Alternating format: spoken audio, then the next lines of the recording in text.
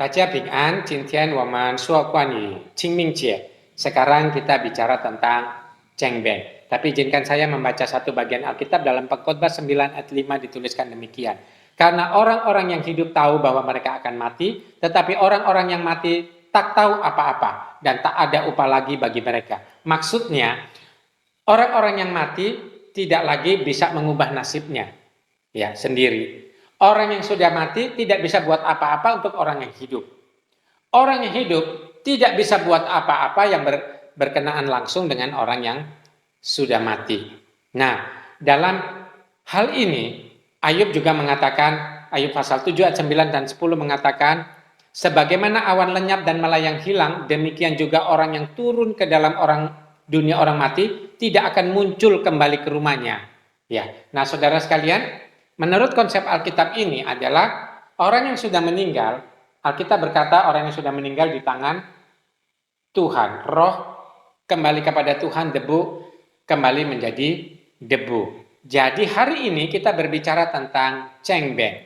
Cengbeng adalah hari siara kuburan. Ceng itu cing, ya artinya bersih atau murni, dan beng itu adalah ming, artinya terang, bersih, terang. Ya, saudara, cengbeng adalah satu praktek budaya. Abad 18 sebelum Masehi, cengbeng ini sudah dilakukan, saudara. Tetapi pada waktu tahun 732, Kaisar Tang Xuanzong itu menetapkan dan mengumumkan peraturan kerajaan Tiongkok bahwa penghormatan kepada leluhur yang sudah meninggal jangan lagi menggunakan ritual-ritual yang menghabiskan banyak biaya dan kerumitan-kerumitan, tetapi pergilah ke kuburan, kita kenang jasa orang-orang tua yang sudah meninggal, kita kenang petua-petua dia yang dengan nilai-nilai yang baik, sambil menjalin kekerabatan di antara saudara bersaudara yang telah ditinggalkan oleh orang tuanya. Jadi cengbeng adalah tradisi penting bagi masyarakat Tionghoa. Biasanya orang pergi ke sana bersihkan kuburan, ya, itu boleh disebut Han Se Jie. Jadi hari bersih-bersih kuburan. Lalu pada waktu cengbeng mereka datang bersama-sama, mereka makan bersama-sama di situ, dan mereka pegang hiu juga, ada kertas-kertas juga, dan mereka berdoa juga di situ. Mari kita bahas sedikit-sedikit saudara sekalian ya. Jadi apakah orang Kristen boleh pergi ke kuburan? Boleh. Pada waktu di zaman Alkitab, orang Kristen itu Maria Magdalena dan kawan-kawan pergi ke kuburan Tuhan Yesus untuk merempah-rempahi mayat Tuhan Yesus. Jadi ada tradisi pergi ke kuburan. Jadi kalau orang Tionghoa pergi ke kuburan dan orang yang bukan Tionghoa pergi ke kuburan, itu bagus juga untuk mengenang orang yang sudah meninggal dan menghargai mereka. Bolehkah kita makan di depan kuburan? Saudara, tidak ada larangan saudara.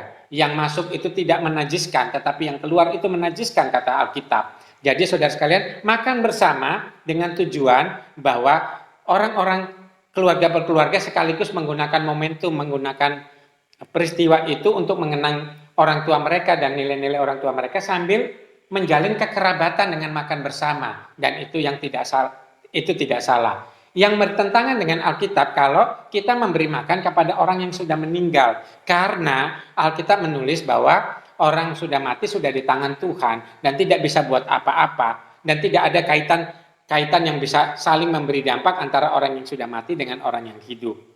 Bolehkah orang Kristen pegang hiu? Nah saudara sekalian, hiu ini juga lahir pada waktu tahun 1760 sebelum Masehi, yaitu dinasti Shang, yaitu bahwa hiu ini cocok sebagai penghormatan karena asap yang mengepul selalu mengarah ke atas dan menandakan niat penghormatan kita yang terbawa bersama asap itu.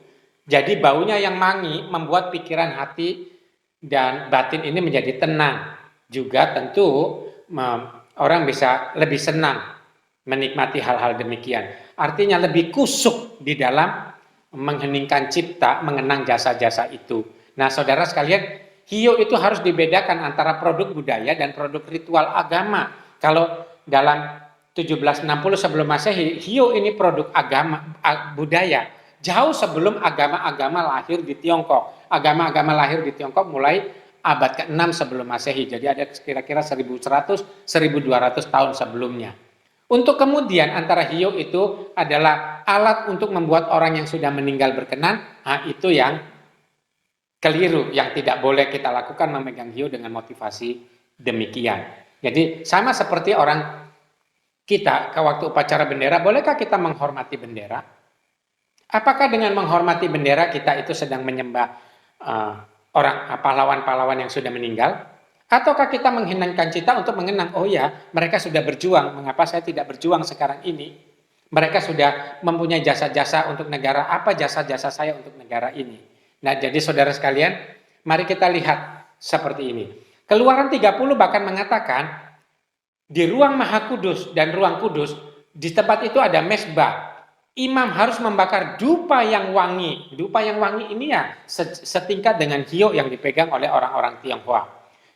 Ketika ia menjalankan tugasnya, jadi imam pakai dupa yang wangi, asapnya naik ke atas, itu untuk melambangkan sikap hormat kepada Tuhan dan sikap untuk supaya bisa lebih konsentrasi, dan ini adalah simbol. Di dalam kitab Wahyu 5 ayat 8 dikatakan, ketika ia mengambil gulungan kitab itu, tersungkurlah keempat makhluk, dan ke-24 tua-tua itu di hadapan anak domba Allah, masing-masing memegang kecapi, cawan emas, penuh dengan kemenyan. Itulah doa orang-orang kudus. Jadi sambil berdoa, sambil pegang kemenyan. Jadi bukan berarti kemenyan itu membuat doa itu semakin manjur, tetapi itu adalah simbol untuk menghormati Tuhan. Nah, saudara sekalian, jadi kalau kita pegang hiyo, itu hanya untuk wangi-wangian dan simbol hormat.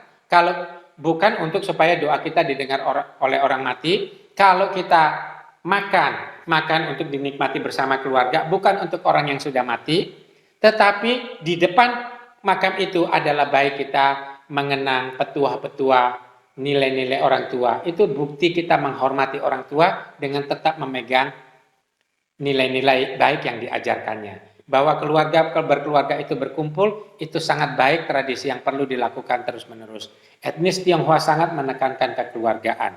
Jadi tradisi seperti ini adalah baik. Yang tidak baik adalah ketika kita anggap doa kita didengar oleh orang mati, ketika kita anggap orang mati bisa mengubah nasib kita, atau kita mengubah nasib orang mati, dan sebagainya.